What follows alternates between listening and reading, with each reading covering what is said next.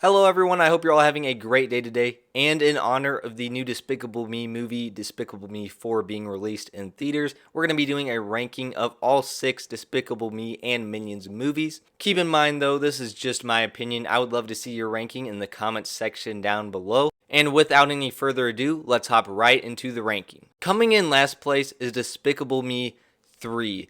And to be clear, I don't think this is a bad movie. It's okay. It definitely gets the job done of what it's going for. There are some funny bits, some nice little action sequences. But in my opinion, this just felt the most like generic, kind of forgettable. I mean, the villain was alright for a Despicable Me movie. And the thing that obviously stood out was that Gru's brother Drew was in this. But in order to have that twist, it had to make it to where Gru's mom had been keeping this secret from him his whole life. So I'm not the biggest fan of how that plays out. And then you obviously have the Minions like in prison in this movie, but that doesn't really have a huge effect on the plot. That's kind of just a side story that's kind of just there. So it's an okay movie, but not really anything that great in my opinion. Coming in at number 5 is the first Minions movie.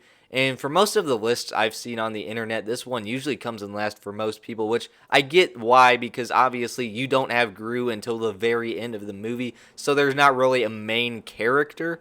And main characters are pretty important for these types of movies. But I definitely didn't want to put this at the bottom because it has some of the best sequences in the franchise, in particular when they're stealing the crown from Queen Elizabeth. And there are just a lot of funny moments. I think Scarlet Overkill is a good villain. And it really benefits from the nice 1960s setting. I rewatched this movie not that long ago, and it's really not that bad. But it's also not anything that great because there is no main character, as I said. It does focus on like 3 minions for the most part, but they just don't have the same kind of character development that the human characters do. Coming in at number 4 is the newest one, Despicable Me 4. And I thought there was a lot of cool stuff they did with the plot here by bringing in Gru's son and having the villain have like this personal connection to him. And there are just a lot of cool antics and nice stuff in this movie. The sequences are just wacky as usual. There really isn't that much to say about this movie other than this was a solid entry into the franchise in my opinion. The only thing I would have done differently is I would have utilized the Super Minions more because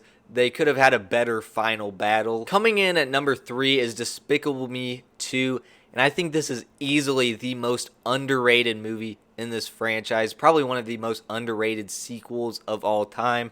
First of all, I like how it just picks off right where the last movie left off, where Gru's not a villain anymore, but he gets involved with the AVL, and he has to start going on missions, and then there's a love story that I don't even think is that cringy. You also have the Minions turning purple and all that fun stuff, and El Macho is definitely an underrated villain, and I like how he has this giant scheme. So I would say this is definitely the most underrated film in the franchise. Definitely a lot of funny moments. Honestly, probably the best way to follow up the original. Coming in at number 2 is Minions: The Rise of Gru. And this was supposed to be like the sequel to the first Minions movie.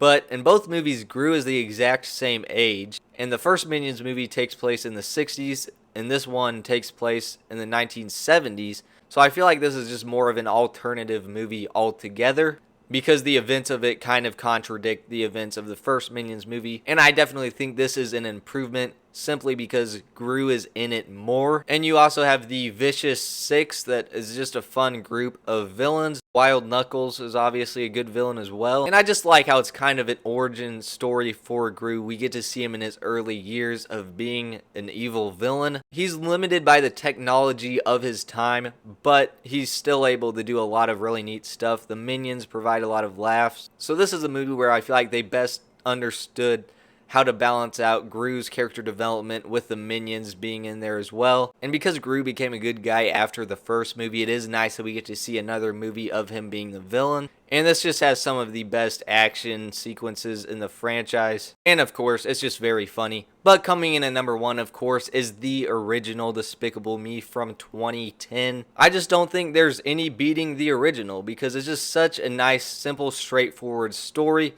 of this evil villain that becomes not a villain and he becomes a dad because of these girls. But in the process, he's able to steal the moon, and there's a bunch of shrinking going on with elephants and whatnot. But the thing that, of course, really elevates this movie is the villain, one of the best villains in cinema history, period, Vector. Every moment he is on the screen is iconic. He just has this awesome energy that I don't think anyone else could ever capture. And also, just because this was the first movie, all the stuff in this crazy world like Gru's house and these flying cars and whatnot, it was all new and fresh. And of course, this also introduced the Minions, who became iconic on Facebook.